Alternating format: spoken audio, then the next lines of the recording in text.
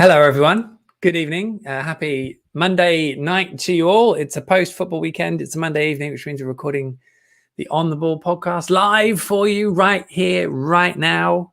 So you're going to get to watch it all. We've got a superb lineup tonight, actually. They're all in on time as well. Apologies that I've kept you waiting there. You can see them all now. There they are. They're all muted. They've got Mel, Tom, Jim. So that's very exciting. There they all are. It's like blankety blank, that bit. I like that bit. So that's very exciting. We've got those guys on. Obviously, we've got lots to go through in terms of the Arsenal game and all sorts of shenanigans. Feel free to post any comments you want to while we're recording. I'm not with any of my regular crew tonight, so we probably won't be able to pick out any messages, but that is still the plan over the future weeks. So I will try and make sure we bring in some of your guys' messages into the podcast when we're live as we go through the autumn. And obviously Norwich's impending 10-game unbeaten streak, which we're all very much looking forward to. So that's all grand. And of course, Wits End will be on at the end as the bonus section that no one obviously knows about.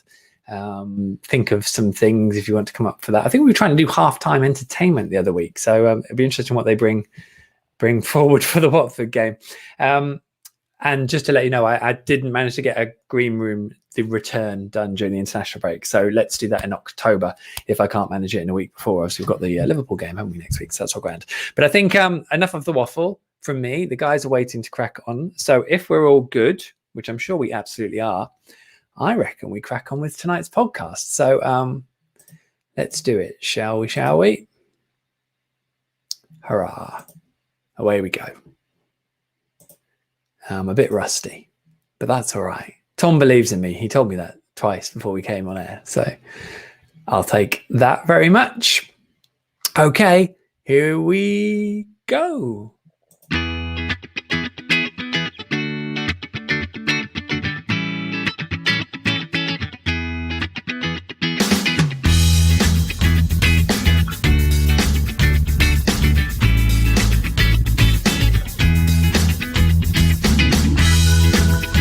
Hello all and welcome to the 79th edition of On the Ball, the Norwich City podcast that loves a good team news surprise. I'm Michael Bailey. I cover the Canaries for The Athletic and I hope this finds you safe and well. On the way, Arsenal about face. Oh yeah, no, that does work. A double century Farker and City star sign with a bit of Mark magic. We will work through all that and more with our guests this fine August evening. They are On the Ball debutant, journalist and City fan, Melissa Rudd. Hello, I should just explain, definitely City fan despite this Arsenal shirt behind me. For those listening, Melissa has a pair of Arsenal shirts behind her. A wonderful choice, and we'll get back into that in a bit. Also joining us this evening, along come Norwich gentleman, Tom Parsley. Thank you, I'll take that. I like gentlemen. Good, I worked hard on that one. And finally, but by no means leastly, that's not a word, PA Media's Canaries mascot and an excellent journalist himself, Jim Van Wijk. Well, I agree with one of those statements anyway.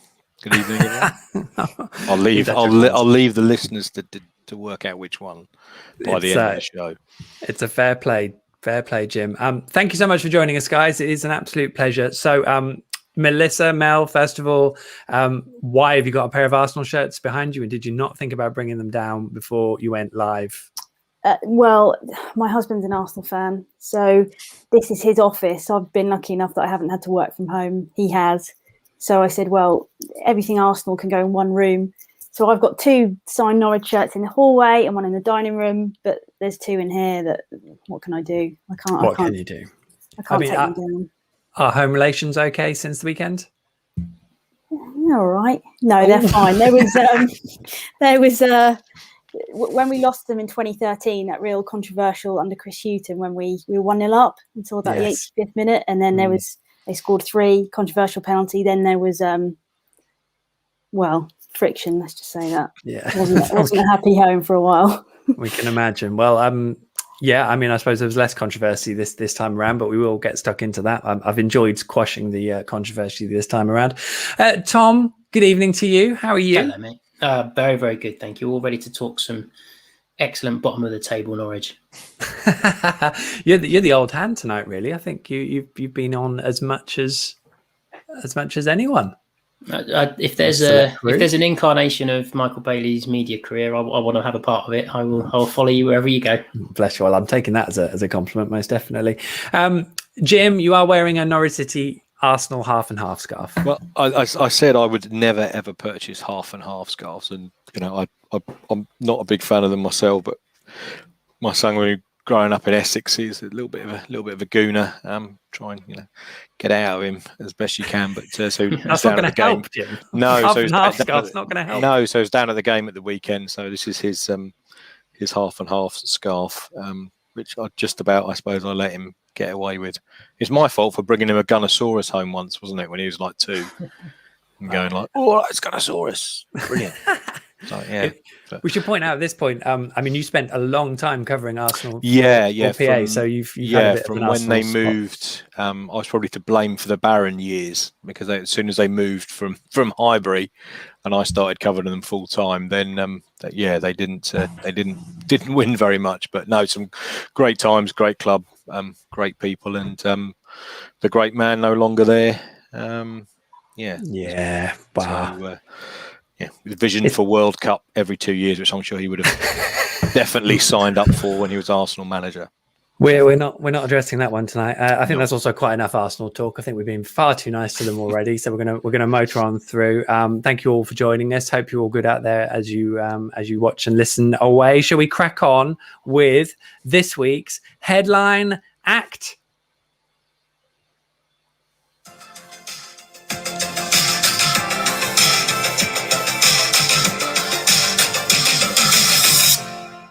I mean, I'm not sure I like that sting, and also I'm still at the point where I'm playing it on my phone because I haven't sorted it out. But let's move on very quickly, shall we, with this week's headline act, which of course was Saturday's fallout. Really, it was a strange old game. I still feel conflicted over what exactly was good or bad about it, and how to feel about it. Much like Norwich's start to the season, to be honest. Mel, you were there. You were in the away end. Tell me, when everyone left, which was hopefully quite close to the 90th minute and not earlier, what were people muttering to themselves? I think we could still be playing now, and we wouldn't have scored. I think that was the main takeaway. That we looked pretty toothless in attack, and actually, yes, the goal may have been controversial. I think we've kind of proven that it should have stood, and it did stand.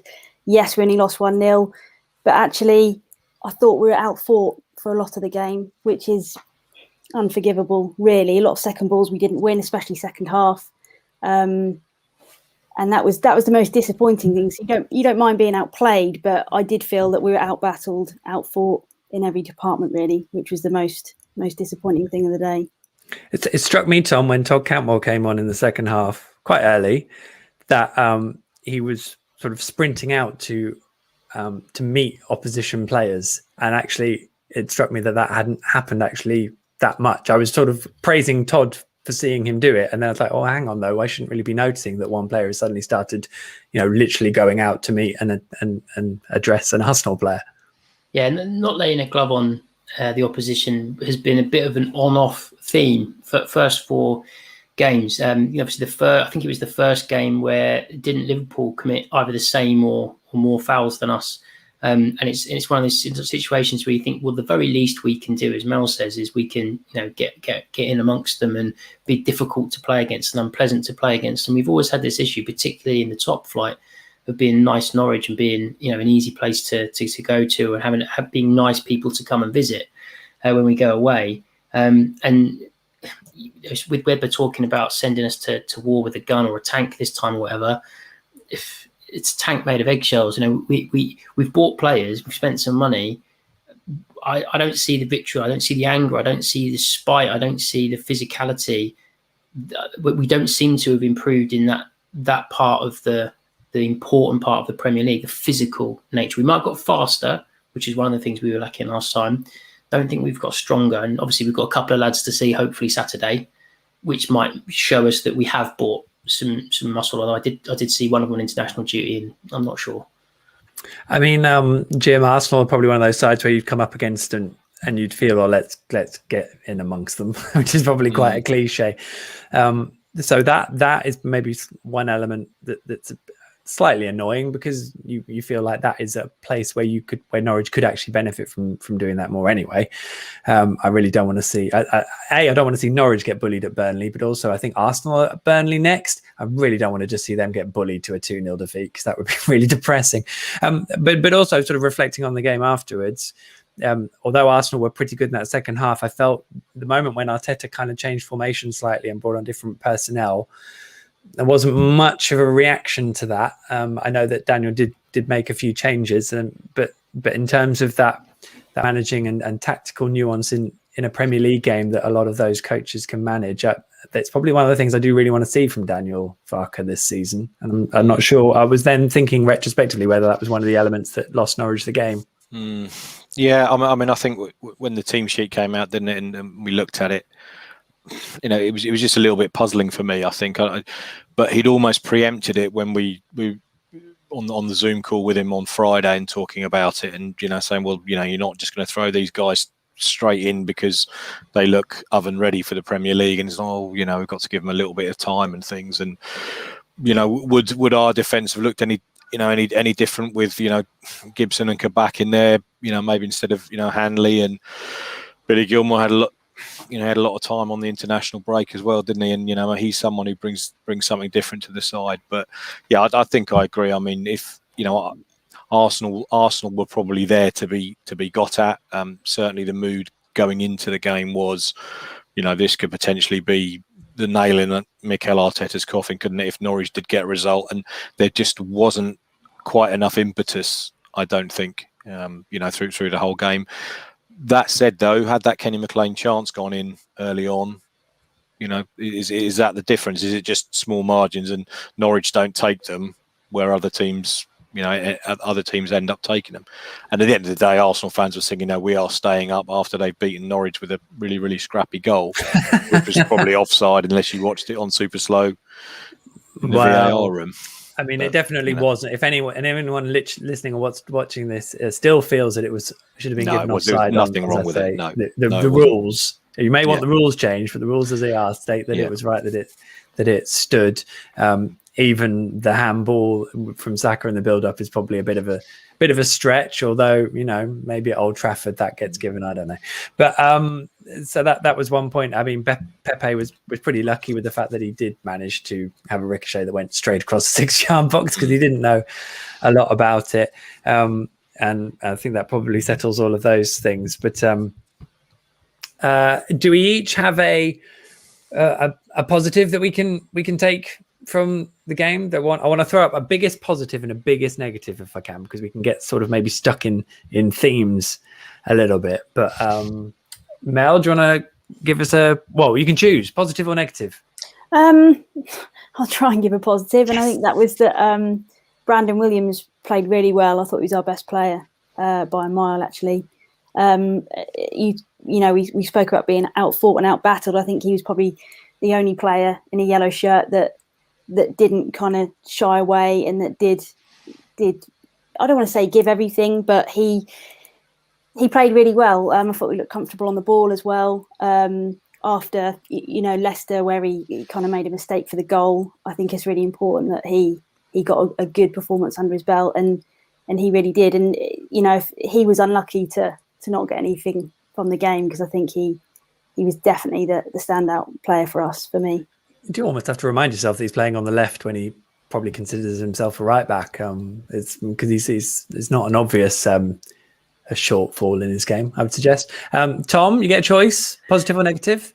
Well, I think Mel's actually summed up my negative with her positive, in that they are so few and far between. We going into the season, I fully expected us to be bottom. I fully expected us to be 0 points after the first 4 games, because if you look at what we were playing, you would seem a bit crazy if you suggested anything other than nicking a point at best somewhere.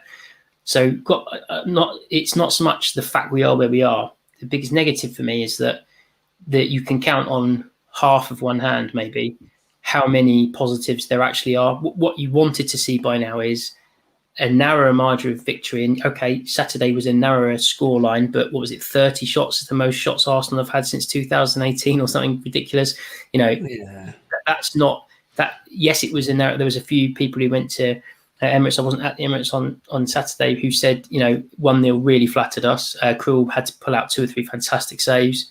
I think he comes out with a bit of credit in terms of, I know there's some distribution issues, but in terms of what he's there to do, which is primarily stop shots, he did make some great saves.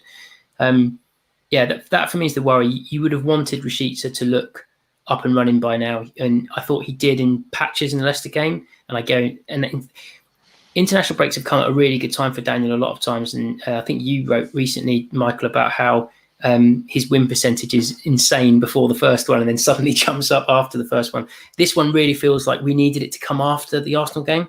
I really feel it would have made a big psychological difference if we could have got that out of the way and then started building, because now it's a huge week for Daniel. And what we said before the season over on Come Norwich was Daniel's coaching chops will be tested, not necessarily in what happens in the first 4 games, but how do you motivate a team that is almost certainly going to be bottom of the league and almost certainly going to have 0 or 1 point? How do you motivate them to find the positives from those first 4 games to show in the video room and say, look, here's a positive, build on that, here's a positive. I think it's a harder job than I even thought it was going to be, because there are so few passages of play where we genuinely hurt other teams in whatever it is, 300 and 400 minutes of play. I would like to see someone put the video together of Arsenal's 30 shots. I've got to be honest, because I think there were 3 saves, but I mean, it wasn't like Tim had many saves to make. You know, for a team taking 30 shots, I don't know how many of them were on target. I should probably check that out. The thing that stuck with me as well, actually, Kenny McLean's chance was very good, but the one that led to Aubameyang being clear and trying to score from 35 yards in the first half. Christos Jolis's ball across the box was a brilliant chance for Teemu Pukki had he have read it. It was a really such a good chance, exactly what he would have wanted. And for some reason, Teemu was maybe 2 yards just behind it and slow to preempt it. Maybe that will come, but I thought that was a golden opportunity, that one.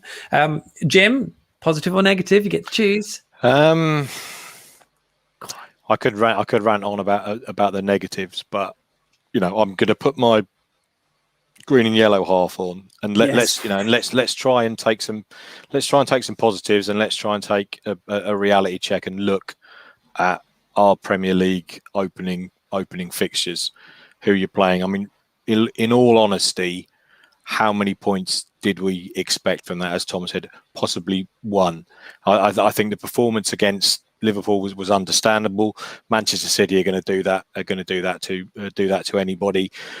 The Leicester game, I thought there were signs there, of real positivity, of Norwich really being able to get at the opposition in some key areas, and probably had Todd Cantwell just taken 1 step to the left, then Norwich would have come out of that with a point. Then we did have the international break, and it's a bit of an issue, isn't it? I would have liked to have seen, Josh Sargent probably play up front just to freshen up things, and as Tom said, maybe someone who can actually, you don't want to use the term bully defenders, but maybe that's what we need to be bringing into the side. But I think we just need to reflect on, we have had the most difficult start, probably the most difficult start you could get. And if we look at the other fixtures, and should we go on and win on Saturday, and I don't think that there shouldn't be any reason why Norwich shouldn't be confident that they can do. Look where that puts you in the table. Look where that puts you in relation to the other sides, and other sides, say, with 3 points compared to the teams they've played. So I think that is what we need to focus on, and it's difficult when you see lose. I mean, obviously, the Bournemouth game, aside, but it's as Tom said there. I think the issue is going to be, how do you pick up players every week when you're getting turned over, and everything you're trying is not coming off. And that this season is where Daniel's really going to earn his corn, isn't it? It certainly is. I did have written down here whether it was a missed opportunity against Arsenal, which we probably slightly addressed. I mean, it was interesting. I felt a bit of that against Leicester, and I know a lot of other people did. And Leicester only only suffered a narrow defeat at home to Manchester City at the weekend. So I guess we're still kind of figuring out a lot of things as we go through. We know what's coming next, of course, at the weekend as well. So we will get stuck into that a little bit later on. But I think as we approach roughly the end of our first half, let's try to remain concentrated with our new feature here, and that is Pick This One Out. Oh, no, that's a lovely sting. This is our new section. It's definitely nothing like what we did at this point last season. Basically, the podders will each get a 30-second window to bring up an issue that they're struggling to let go of. It could be a positive one that they're just desperate to blurt out to us all.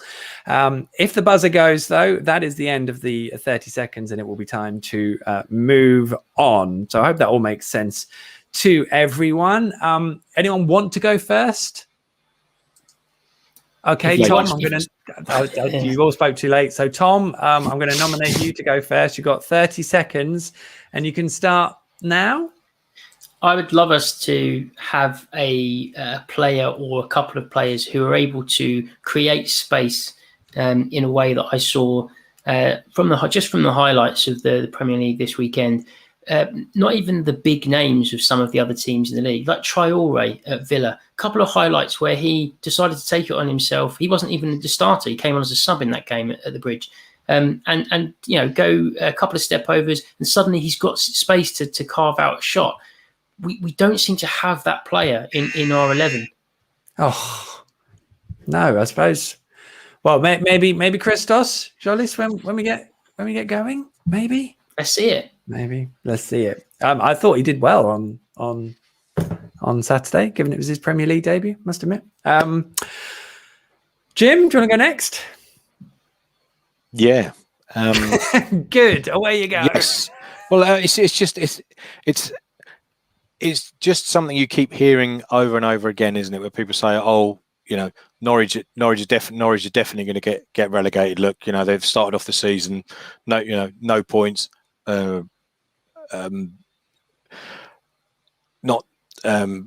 came up last time, didn't spend any money, just went straight back down again. And it's the constant criticism about trying to look at what the club is actually trying to achieve over all this time. And club coming up and coming from a position where a few years ago playing in the Premier League would have just been a pipe dream, when trying to pay the actual phone bill before the club would have gone out of business. And I don't really know what people expect clubs to do. And people talk about a lack of ambition. Well, if you look down in the lower echelons of the Championship and League One, there's several different supposedly bigger clubs than Norwich City, and they've had a go, and the way they've done it has not been right. Well said, Jim, but you didn't mention TalkSport. No, well, is it one inspired by TalkSport, that one? Yeah, it's just when you keep hearing the I guess any radio show or any opinion column, I suppose, from some coming from people who maybe not spent enough time looking at the the background behind it, and really getting into the club. And I guess that goes for anything as well. I wrote a piece about Brentford and Brighton at the weekend, and someone pointed out that it was only sort of not that long ago they were both playing in League One, and now they're both in the Premier League. And I think everyone just needs to get a bit of a reality, perspective about, everyone in the Premier League has earned their right to be there and has earned their right to try and stay there however they see fit. And it just gets a bit annoying, doesn't it, when people say you should just spend money, and then what happens when if you do go down and you haven't got the money back? Anyway, sorry, yes. I've run it on for much more than 30 seconds. I mean, it was just to try and mention TalkSport, but now I feel like we probably shouldn't do, because we fuel the beast when we do that, don't we? And we're normally pretty good at not doing it, so we'll just scrub their name out of it. Mel, your go. You ready? Ready, go. Go for it. So this is a long time bugbear for me, but it reared its ugly head on Saturday in the 72nd minute, when Norwich had soaked up a load of pressure, finally got out of our half, finally tried to get something. I think a shot was blocked. We got a corner. And we have a corner, and it doesn't clear the first man. And how I don't understand how a professional footballer who's paid to kick a ball for a living can't deliver a dead ball into a space. It's different from a penalty. There's no pressure. There's no goalkeeper in front of you. You've got to deliver that into that space. And if you can't get it exactly where you want it, then please just don't hit the first man. And that's exactly what happened. And I absolutely blew my top in the away end. That happened. And as you can tell, I'm still angry about it now. I know. I'm glad that the buzzer went a bit earlier that time. I mean, Tom, I saw your smiling face. I was speaking to Melissa before we came on. I said, it's probably a good job that Mr. Andy Lawn, your Along Come Norwich colleague, isn't on, because he has staunch views about corners, doesn't he? He does, and he'll get his coaching badge out and flout it around and say that it isn't necessarily important, that it might be an issue that someone should be running across the front man. At the end of the day, if you don't hit the first man and the result of that is not you then creating a chance, then it's a failure.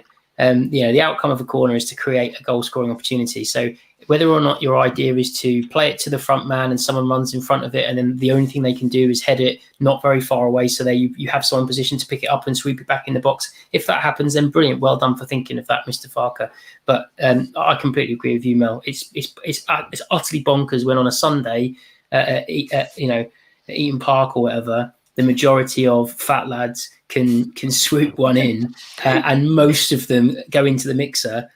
How can someone on 15, 20, 40 grand a week not manage it?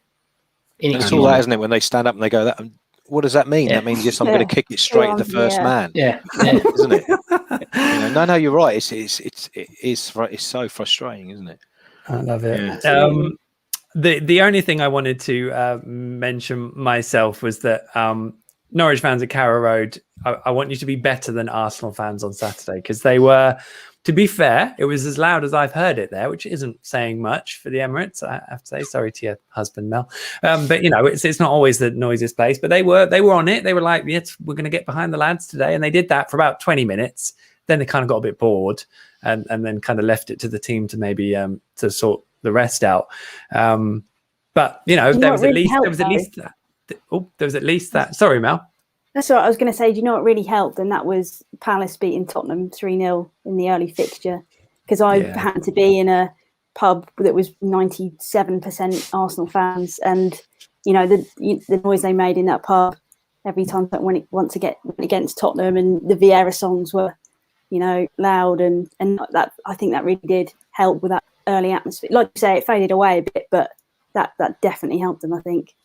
No, it's the age old issue, isn't it? Of well, if the team played better, then we'd be able to sing. Well, that's nonsense, because you sing in the concourse before you get to the game. You sing on the ball City before a ball is kicked. You sing, in the away pubs before. So it is possible for your lungs to belt out a song, irrelevant if there being no football played in front of you. So, and if they may be having a bad day, that's the time to lift it. I've been really disappointed with how poor the Barkley was for the first couple of home games, atmosphere wise, and we've got two hands tied behind our back and both legs shackled. With Norwich, the club, don't have the same appetite as some of the other clubs to try and get the atmosphere stuff going, and we are trying to change that. And unfortunately, we're banging our head against a brick wall at the moment.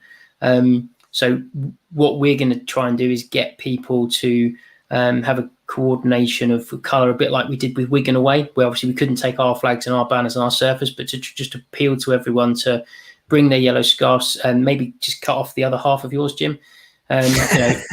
Bring their yellow and green scarves, wear as much yellow as you can, and just try and bring as much colour and vibrancy to the stands as you can, because you used the word confident. They're confident they can get a result.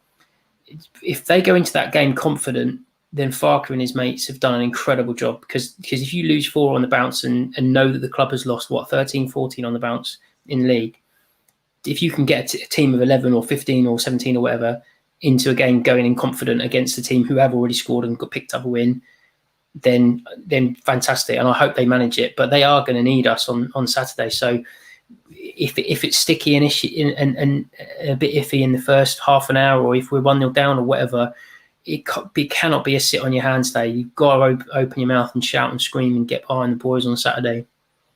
And actually, not to go on a double negative here, but I did think the away end atmosphere on Saturday was pretty poor as well, I have to say. In all my visits to the Emirates, that was definitely the quietest I've heard the Norwich away end. I think there's a lack of belief at the moment. I think everyone expected us to lose the first 4, but deep down, no, I don't think anyone genuinely expects us to stay up. No Norwich, I love Norwich. I love us so much. But I am looking forward to the 3rd Farker Championship title already. Because sorry, mate. There's easy. If with this squad he's assembled, if they don't give themselves a fighting chance, it has to be the best squad that I think he's assembled to get here, and that's with one aim.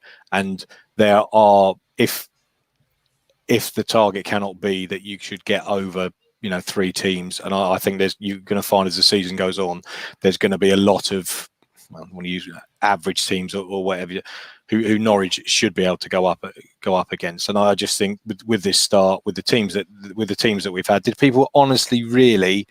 I know we beat Manchester City, last time we were up, but did anybody really honestly expect us to beat the European champions, the champions, the FA Cup winners? And yeah, okay, Arsenal, not the Arsenal they were, but if you look at those players they've got. Those guys are head and shoulders above anything that we've got in our squad. The teams coming up aren't, and these are the teams that we need to get at. These are the teams we need to target.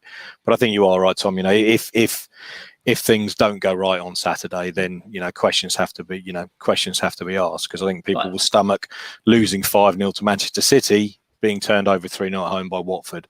Oh dear Lord! I think not a good look for anyone. Want to be enough, Jim. But that's the point, Jim, about the belief. That's exactly the point, Jim. No one did really think we were going to do it. So I think those guys around you and girls in the away end, Mel, on Saturday at 0-0, we're holding on.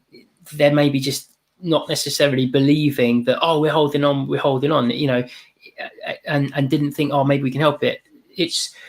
That's the tricky thing. This is an example where the team have to show us something to show that, look, there are 100 points, 98 points, whatever, I'm not great amounts left to play for. There's plenty of points left, and we've got plenty of teams who are going to finish in the bottom 6 still to play twice, right? We're probably going to play 5 of the bottom 6 at least twice in the rest of the season. We probably haven't played them yet, right? So there's plenty of winnable games.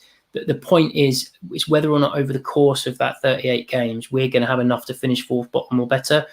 And I don't think we've shown enough of that at the moment to change my opinion before the season, which is this is the best squad by miles. They really have given it a go within the parameters they can safely. Might not be quite enough, but come Saturday at 5:30, we might feel very differently, and we might think, there we go, we're up and running. Which is kind of what I guess I was getting at the very start of this, which is that I want everyone to rock up at Carrow Road and believe and just do their bit, full energy as much as possible. Secondary issue I would just add is that as the players took the knee on Saturday, everyone inside the Emirates made a really positive sound. Likewise, from what I could tell at Elland Road when Leeds hosted Liverpool on Saturday. None of that stupid booing in the Snake Pit, please, Carrow Road on Saturday that we had against Leicester. That would be lovely. Thank you. Right. That's about as on my high horse as I get. So there you go. It is half time. So in that case, I'm going to play this.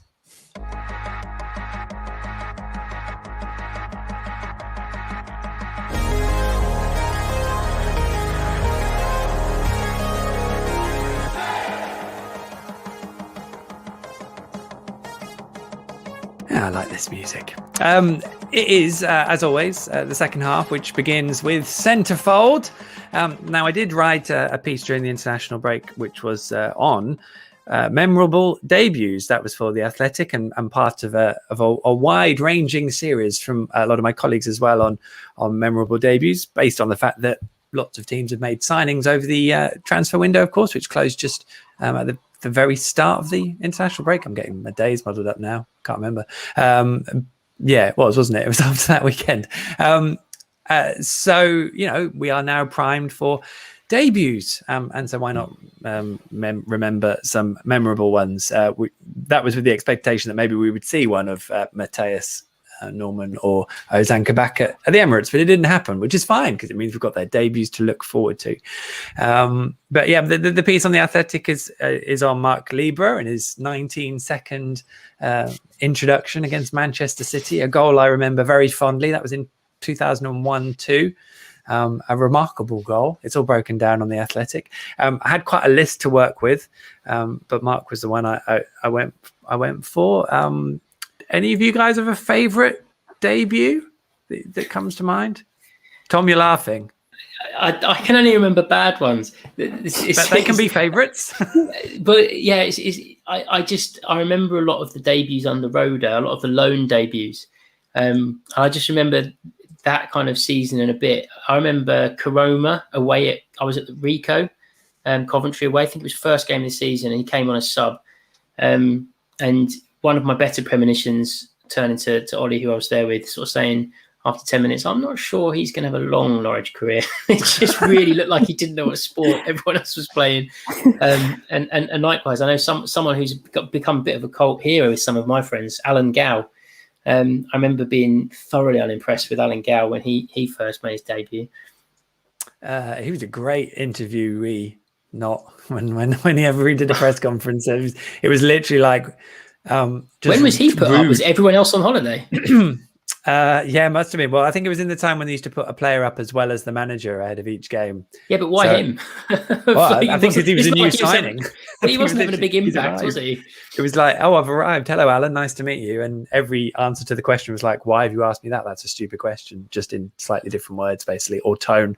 It was remarkable, and they weren't particularly long answers either. But there we go. I did have, I had a few other ones on my list. But how about you, Mel? Same as Tom, actually. I got this wrong because I thought I'll just check it was his debut before we go on air. I thought John Hartson. Do you remember Glenn Rowe's first game in charge? Yeah, he drew 2-2 against Ipswich, and I thought that was John Hartson's debut, but it wasn't. I think we signed him a couple of months before, actually. But that really stuck in my head as he sort of changed the game. We were 2-0 down, weren't we? And then we drew 2-2. That sounds right. And I just remember Glenn Rowe after the game saying a classic line where he said, we're all in this together, the fans, the Delia, we're all in the same boat. Delia, Michael, the owners, the board, the fans, the players, the families. It's a bloody big boat.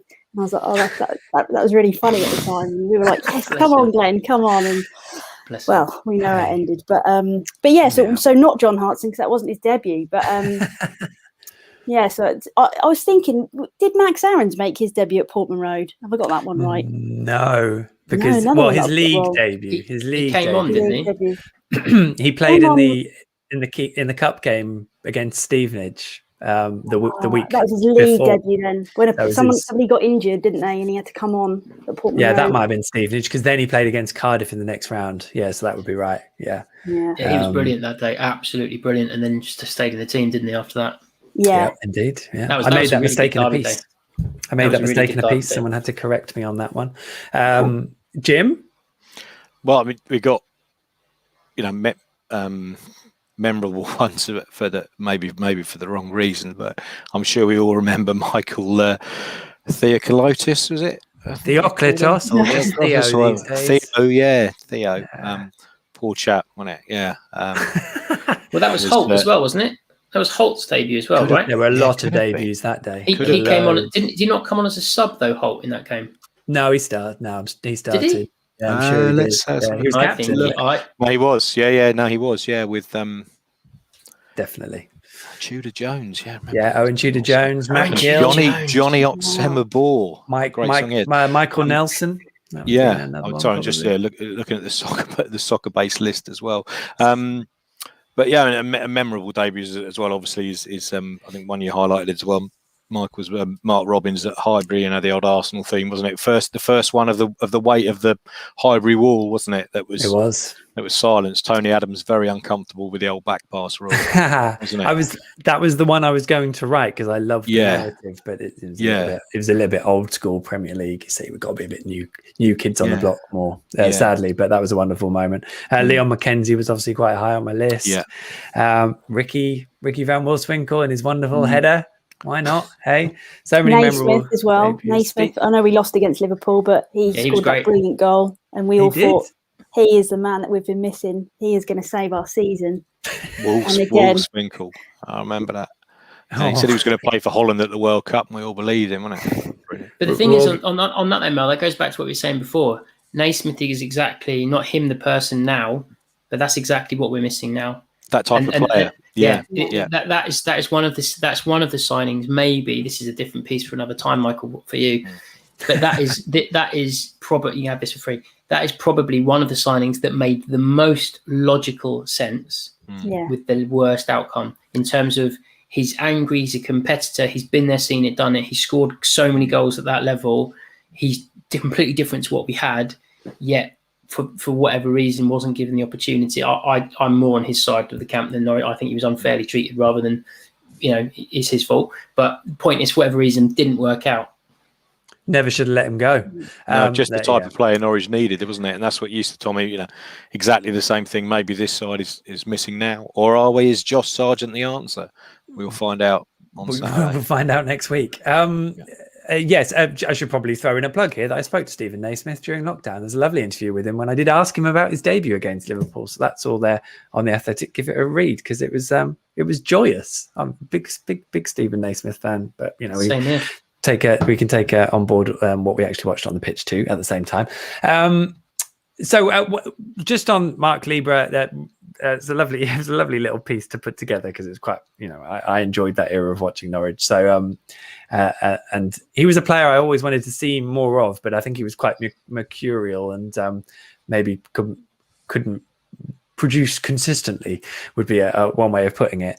But it did suddenly make us start thinking about Norwich City and star sign puns, because obviously Libra, it's not rocket science, but I came up with these couple. I don't know if any of you guys actually came up with any yourselves, but if I can get us underway with Wesley Julio Han, Leo Han, or someone then chipped in back good. With Leon Mackenzie, obviously, and then the one I was happy with, which was Gemini Goss. I like that. Gemini. Yes. Max Aries. Max Aries. There he is. Very good. Swung that one straight in. Anyone else?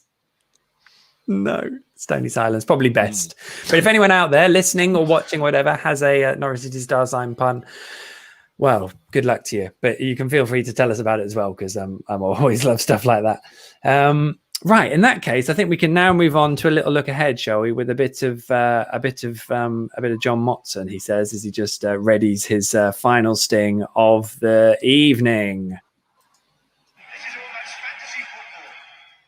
There we go. It is almost fantasy football. Thanks, John. Let's look ahead to Watford away. We should bear in mind also that the following Tuesday, it's Liverpool in the Carabao Cup, which is quite a tasty third round tie. I'm thinking, I'm picturing Daniel Farke over 4 years. If you haven't read my piece on his 200 games, by the way, you can read that on the Athletic. There's loads of stats, including me counting that Norwich played their 100,000th pass in the 89th minute on Saturday. There you go. Don't get that on Opta. So Liverpool, and I'm thinking Daniel Farke, it strikes me as classic that he would probably throw in Ozan Kabak for the Liverpool game and not do so against Watford. But who does he play against Watford? Because, Mel, there were some big calls. We haven't really touched on the team selection properly, but there were some big calls against Arsenal. There was a lot of team selections based on the international break, but also, Ben Gibson was at home for 2 weeks and didn't start. Todd Cantwell was in quite, enthusiastic dialogue with Max Aarons before kickoff. And I was wondering what was up there. And then the team sheet came out and he didn't start there either. So, which you'd expect. You'd expect him to be frustrated for not starting. So, it's going to be fascinating what he does this weekend. Yeah, it was. I mean, Dow for me was a real surprise when I saw his name on the team sheet, and I thought Cantwell actually, he should be. He was pretty hard done by, I think. Against Leicester, the thing he does doesn't always come off, and he gets stick for that. But the fact that he's one of the few players so far this season who've had a go, who tries to create things, who tries to attack the space, tries to get us forward. I was surprised when he wasn't starting on Saturday. Another contentious starter always this season, Lucas Rupp, but again he had a really poor game, and surely he won't start again on Saturday. Whether you throw Norman in and hope that comes off, but these players have got to start sometimes. Can we really afford to wait until a League Cup game to give these players a chance? It's such a big game on Saturday. Surely the biggest kind of leap of faith Farke can say is, go in and show me what you can do in what is the biggest game of the season so far. So I hope that Norman starts. I hope that Cantwell starts. And I also think it's time that Sargent starts ahead of Pukki, because Pukki's just not looked at it at all. And actually, my neighbour who watched the game, listened to the game on radio, said to me, I didn't even know that Pukki was playing until the end. I didn't know he'd been on the pitch. That's how few and far between his name was mentioned. He's had Weber Gorham. Yeah.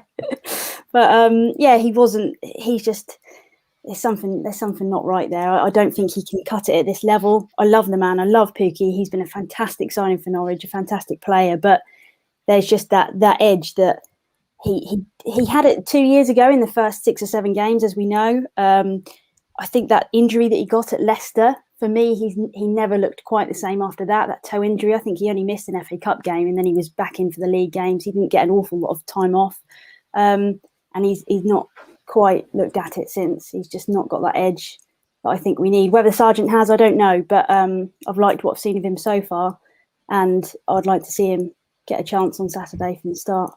I mean, I thought Teemu was a bit more involved on Saturday than but still short of what he needs to be. But I thought there were some encouraging signs on Saturday. I wonder if he's looking at it and going, I miss the guy who used to give me all my chances, because I think that's a massive. We spent all season going on about how special they were, how they were the best partnership for each other. It's all right for Emmy. He's like 24 and off for 38 million quid and playing in, a better Premier League side. Let's be honest about it. And Teemu's sort of got to get to grips with basically now playing with a team who doesn't even play that sort of football, really, is what it looks like, to be honest, with the other forwards that are playing up alongside him. Centre-back, I find a fascinating issue at this point, Tom, because no one that I've heard has picked up on the fact that, Arsenal scored their goal while Andrew Omobamidele had his arm in the air, pretty much. So I understand everyone's going on about how Grant Hanley apparently is no longer up to anything, but that's probably because a lot of people can look at Andrew and go, oh, he's 19, he's really promising, he's really quick. That's great, which is fine. I just really don't want to be in a position where in a couple of games' time, I'm listening to Daniel Farke saying, well, we've got a really young back line and they're going to make mistakes. Because at this point, I don't want them to necessarily have to do that. I want Norwich to do well in the Premier League. And also, you've signed players who are more experienced so that you don't have to do that, I would say. But then am I being really harsh? On Omobamidele, or on the fact that is exactly what Farke would do to get an excuse in. To be clear, Andrew is a phenomenal talent, and I know how highly completely. I think you are being harsh with the arm in the air thing, because bear in mind it took the commentators and others a couple of replays and super slow mo to be clear. And they're not playing, Tom. They're not playing. I know, but they were right there, and I think because of his age and what have you, and how much good tape he's put on already, I think you are being harsh, and I think he should watch this and never speak to you on an interview again. Well, that might happen, but I think he should give you the Alan Gow treatment, as it will forever be referred to.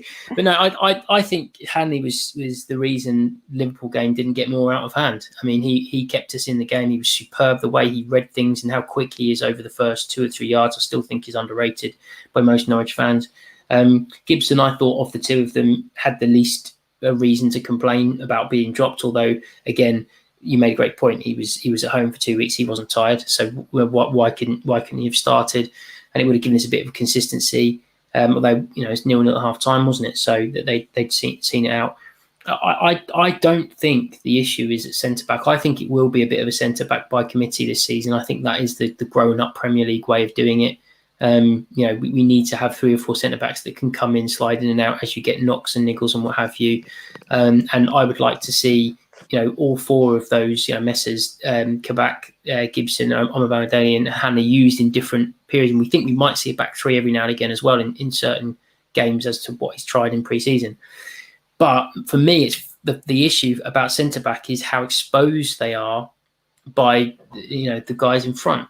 And what Sorensen has to do to get in front of Rupp, I do not know, because I've not seen anything from Rupp that I haven't seen from Sorensen in the tiny little amounts of time he's played.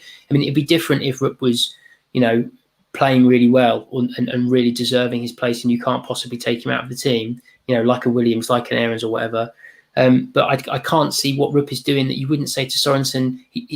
He's like the one other guy that could play that position that hasn't been given a go at all, that's been here for ages and knows how to play that football. And yes, against lesser opposition, has looked great there and out of place at right back. So, and one other point on what you said about throwing them in, don't want to put them into Watford, which is a massive game. We're talking about a couple of people who have played World Cup qualifiers, have gone to tournaments. They should be able to cope with playing Watford at home. That's quite early on in the season. It's not lose and go down. There should be no way that those lads, fair enough if they've got off a flight 48 hours early or whatever, I get it. As for Watford, come on, they've had a week of training. There should be no reason that they're not a fully available selection, and it would be, I think, insincere to hide behind any reason. To hide behind a reason like that as to why he wouldn't pick them on Saturday. And I agree with you, Mel. Campbell has to start every home game unless Rashica and someone else basically kicks him out of the team. He's still our best. He's the closest we've got to Emmy that I've seen so far. I think, Christos might feel a bit aggrieved if he wasn't starting. I think on Saturday, I thought he was good in the first half. He's one side, Rashica's the other side, and Campbell's the 10. Oh, okay. Well, are they going to play with a 10 then, are they? Well, that was the other thing I was thinking. What Mel was saying about bringing Sargent in, or maybe it's you, sorry, Jim, bringing Sargent in for Pookie. No, it was you, Mel. Sorry, you look so similar, so it's hard to get right. You talked about tactical flexibility, which is the thing that I'm on Farke's case for in the Premier League. He's completely unproven at this. Basically he's a failure at this level. So far with the game, he's had 42 chances, and he's not very good at it. So let's see him go, do you know what? Maybe I need to help Pookie by having that bustling presence of Sargent up there. Maybe Pookie would benefit now at the age he's at with the fitness he's got or whatever, as being part of 2. Have we got the ability tactically, what we've got, to make that kind of change in the Premier League? We've certainly got the players for a 2 now, which we haven't had before. I have to say, Jim, Kabak is maybe one issue because you are trying to keep a load of centre backs happy, although obviously Ben Gibson probably isn't very happy now because he got dropped. But Matthias Norman, I mean, we haven't got a defensive midfielder. I'm struggling apart from Jakob, yeah, but clearly Daniel doesn't want to play him ultimately because he hasn't. So for my money, Matthias has to start on against Watford because why not? And I don't really want to see Billy Gilmore there because I thought we got to the point where we knew that wasn't working. But what do you reckon, Jim? Well, my view is that anybody you're bringing in has got to be an upgrade of the players that you've got, both as a player skill wise and obviously and they have to fit in personality wise as well. And if you look at all these guys, and if he's brought in Kabak, you've got to say, well, he's brought in Kabak because he's an upgrade on, say, Grant Hanley. Norman is an upgrade on Sorensen, or is an upgrade or trying to look for a replacement for Skip. But if you're not looking to do that, you're not going to progress. And if you're not bringing in these type of this caliber of player who's able to come in and to get you a result against Watford, then it is going to be a very, very long season. And I think all of these players who've come in are up a notch from the player that we've had before.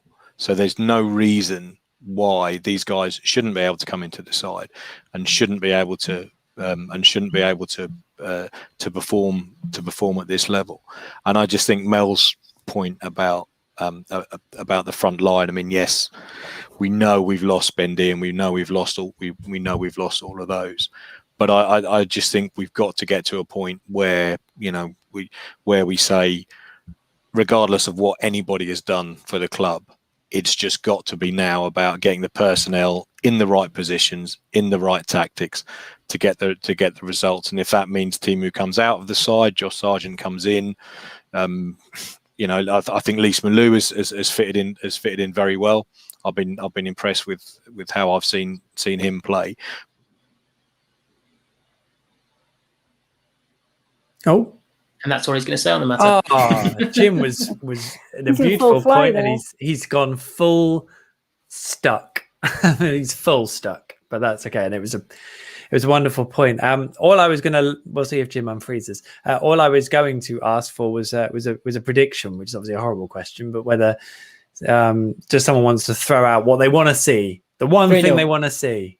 Tom? 3-0, Zolis, Sargent, Aarons.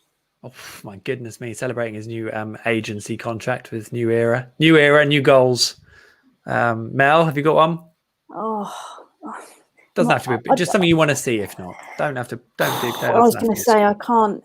My head says one thing and my heart says exactly the opposite. I'm really, really worried that we're going to lose on Saturday. Really worried. Well, if you're anything like me, that generally means that they're going to do really well, because that was how it used to work when I was a supporter. What I will say, Watford conceded 2 shocking goals on Saturday, and I think if you just watch them play Wolves, you're like, you know what? They are not at the same level of the 4 teams we played so far. No. And on that note, I think we should probably end proceedings. Although Jim has just rejoined us, freshly unfrozen. Look at that. I cut myself off. I was having such a massive rant about why he should just change all of the signs, just bring everybody in, and why he should give me a call and I should bring my boots on Saturday. Do it. Well, I tell you what, and just run around like a complete headless chicken. Apologies for that. I don't know. It's my NR3 dodgy Wi-Fi internet connection. Hey, we've all got it. We've all survived. Jim, give us one thing you want to see from Saturday's game against Watford. Fight. Oh. And on that perfect note, on that bombshell, it's time for us to say goodbye, which means I need to dig out the final steam. But before I say that, that is it for the 79th edition of On the Ball, the Norwich City podcast that wants Saturday to come already. If you're yet to do so, make sure you subscribe via your podcast player of choice. The pod is available free for everyone on your usual podcast player. And we are now streaming the recording of the podcast live in video form on my social media channels. Just search Michael Bailey, The Athletic, Norwich City, and your preferred social media platform. And hopefully it will show up. Otherwise, I've done something hideously wrong. Ratings and reviews, wherever prompted, are always hugely appreciated. And if you want to get in touch with any questions or topic proposals, please feel free to sling me a direct message on Twitter at Michael J. Bailey. A big thank you so much to our guest tonight. Melissa, thank you so much for the debut. How was it? Enjoy it? Loved it. Yeah. Thanks for asking me. Do it again? 100%. The thumbs up. That's good news. Tom, thank you so much, gentleman. Tom. He's waving. Bye. Jim, and your half and half scarf. It's been a pleasure. No Thank more. You so much. That's the first and the last time anyone's going to see me with a half and half scarf on. Oh, I don't know about that. Right, let's play. I'll play the thing in a minute. We will be back next week with loads more Canaries carry on in another On the Ball Norwich City podcast. Until then, never mind the danger.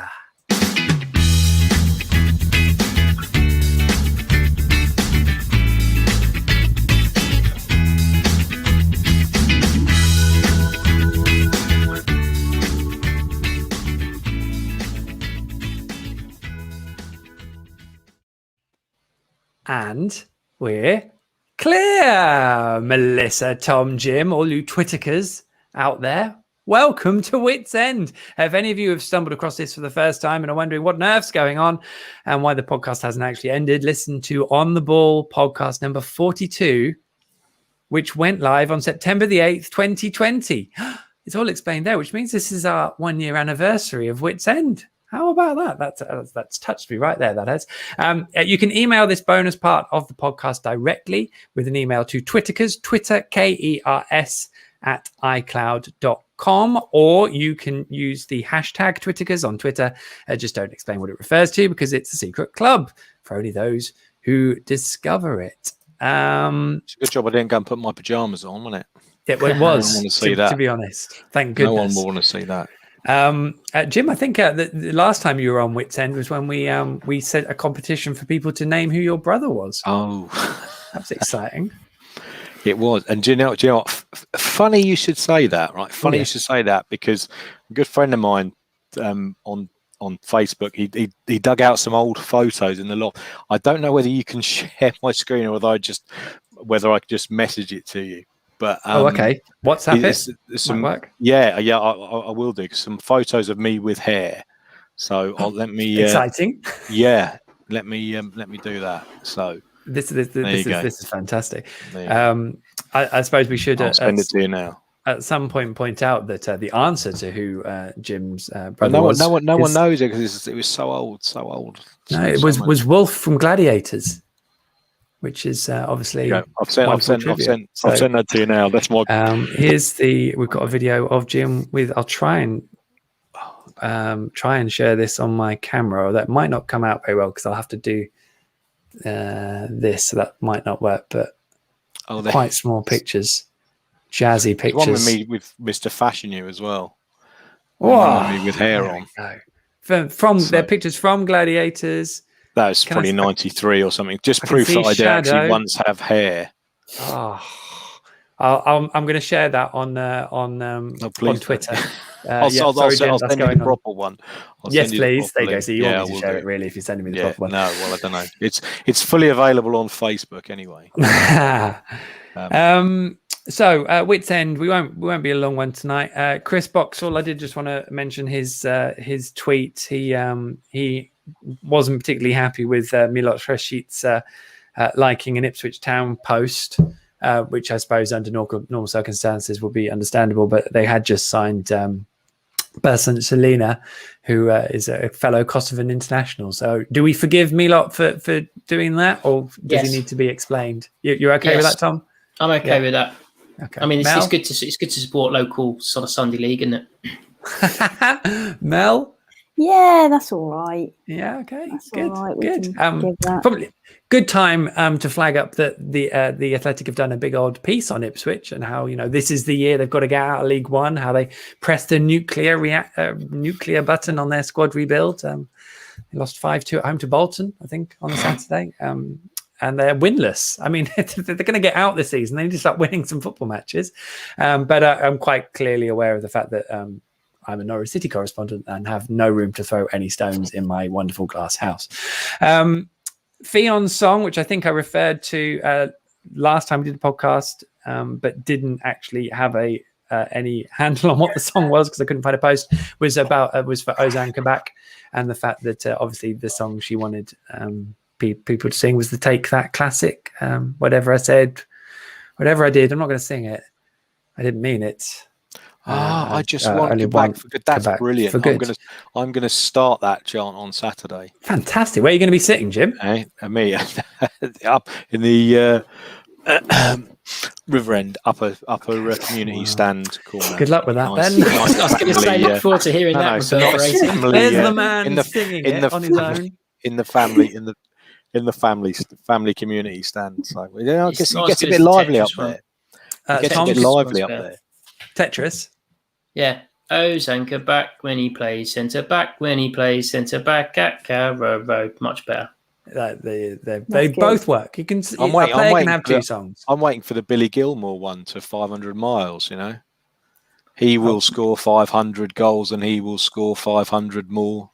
Well, let's get one first, eh? Yeah, that would be nice. That would be.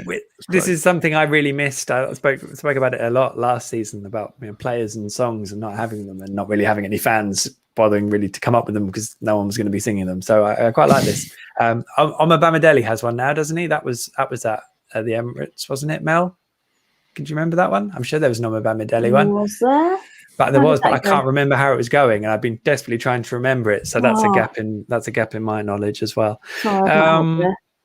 A little flag up for twittercus.co.uk, the website. Give it a look. There's a bit on there of players looking thrilled to sign, where Christos Jolis looks, mildly amused. They're signing. Brilliant, those, aren't they?